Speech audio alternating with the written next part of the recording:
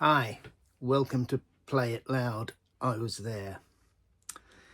The Bob Dylan one, History, 1965, 1966, Royal Albert Hall, London. These concerts have gone down, they've been written about, explained, reviewed almost to death. But the majority of viewers, they were there specifically to record the music, to tell people what he played and how he played it. And I'm going to take a slightly different view on that. Let's start with 1965. I got tickets for 1965 by standing in a queue outside the Royal Albert Hall on the day of the concert. And in those days, you could get ticket returns. Somebody decided they couldn't make it to the concert, they phoned the box office sold them on to the next people in the queue. The only downside, of course, was that when you got to the head of the queue, you had to take the tickets that were available, or you went to the back of the queue. I was there with a friend of mine, and we got to the top of the queue, and the tickets that came in were £2 each.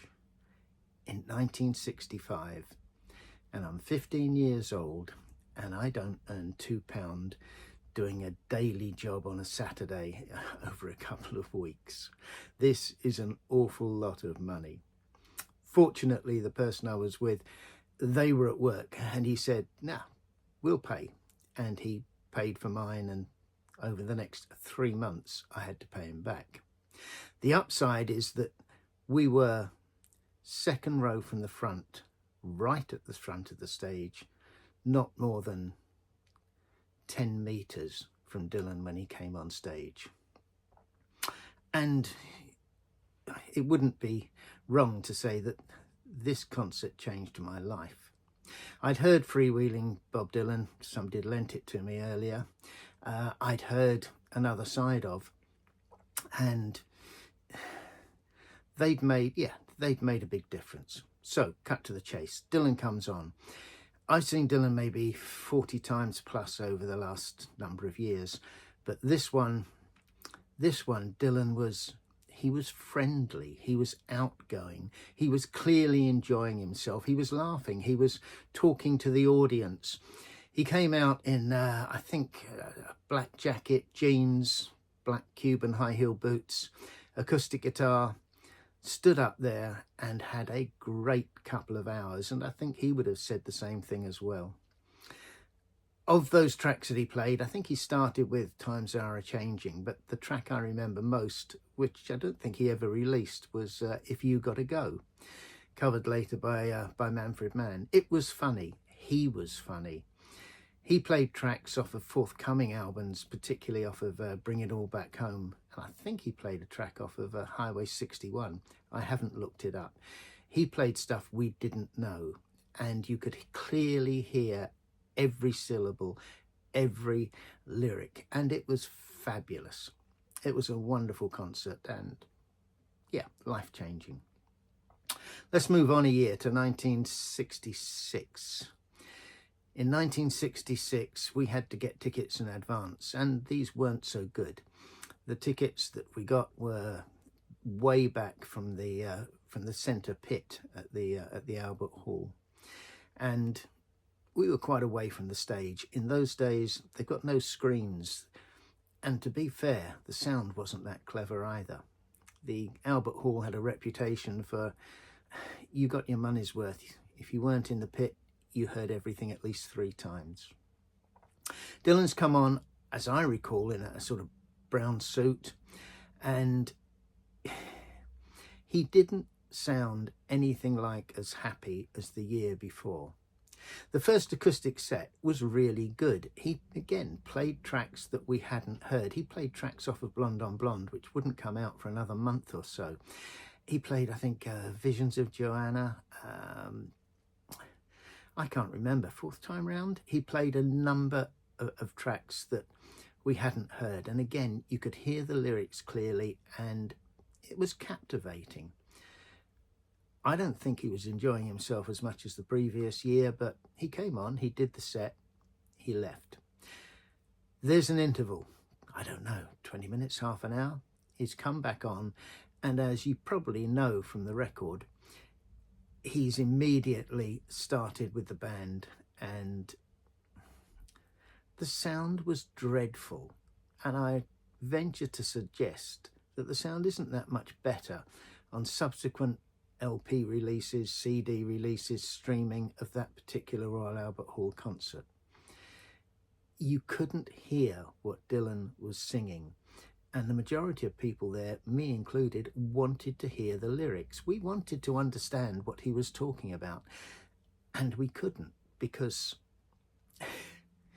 it was just a noise. It was in your face. Why did he open up with Tell Me Mama? What a strange number to start with. He'd already played, I think, Maggie's Farm and a number of other tracks live in other places. Why did you go for that particular set list? He wasn't a happy man.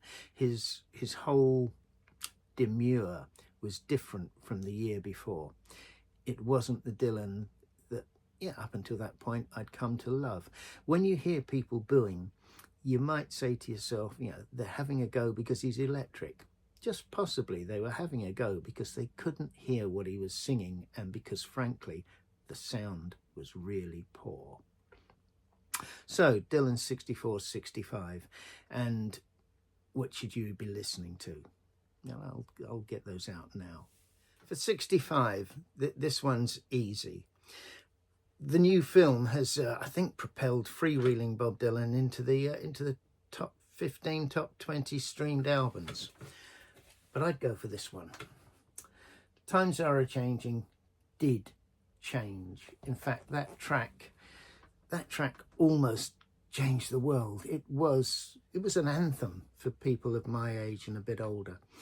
And that particular album has got some wonderful tracks on it. I think Chimes of Freedom, God on Our Side. I think it's a better album than Freewheeling, and it's worthy of your attention. Now, Play It Loud. Where are we? Has to be this. Blonde on Blonde. This album is art. This album really did change rock music. Not the Albert Hall concert, not the earlier albums. Yeah, Rolling Stone was fabulous, still is. Wonderful record, and there's great tracks on Highway 61 and on Bring It All Back Home. But Blonde on Blonde, Blonde on Blonde should stand up there in music like Picasso stands as an artist. It's an extraordinary album, and you must play it loud. It is, I don't know, one of the top 2, 3, I say rock albums. Can we come back? In those days, there was no such thing as rock. There was only pop. So Dylan releases Blonde on Blonde as a pop album. You might get some understanding of how that resonated at the time and how it still resonates now. Truly wonderful. Blonde on Blonde. Play it loud.